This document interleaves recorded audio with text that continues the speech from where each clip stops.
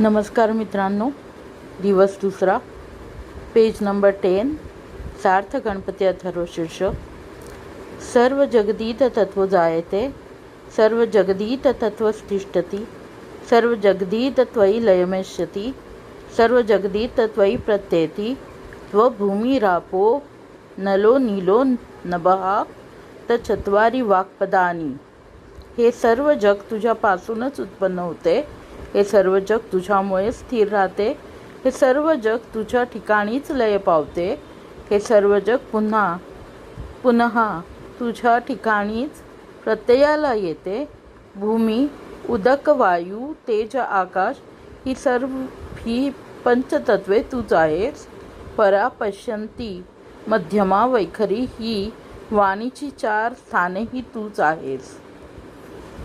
त्वगुणत्रयातीतः, त्वम् अवस्थात्रयातीतः, त्वदेहत्रयातीतः, त्वकालत्रयातीतः, त्वमूलाधारस्थितोऽसि नित्यम्, त्वशक्तित्रयात्मकः, त्वा योगिनो ध्यायन्ति नित्यम्, त्वब्रह्मस्त्व विष्णुस्त्व रुद्रस्त्वम् इंद्रस्त्वमः अग्निस्त्व वायुस्त्व सूर्यस्त्व चंद्रमास्त्व ब्रह्म भूर्भुवः स्वरोम.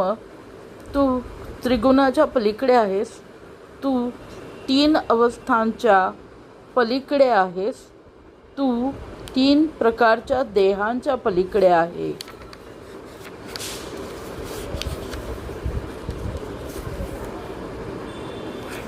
तू 3ही कालांपलीकडे आहे. सृष्टीचा मूल आधार म्हणून स्थित असा तूच आहेस. त्या 3 शक्ती तुझीच रूपे आहेत. जीवनमुक्त योगी सतत तुझेच ध्यान करतात. तू सृष्टीकर्ता ब्रह्मदेव आहेस, तू सृष्टीपालक विष्णू आहेस, तू सृष्टी संहारक शंकर आहेस, तू त्रिभुवनाधिपती इंद्र आहेस, तू अग्नी आहेस, तू वायू आहेस, तू सूर्य आहेस, तू चंद्र आहेस, तू शाश्वत व अविनाशी असे ब्रह्म आहेस.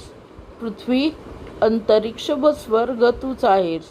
ओंकार सुद्धा तुझेच रूप आहे.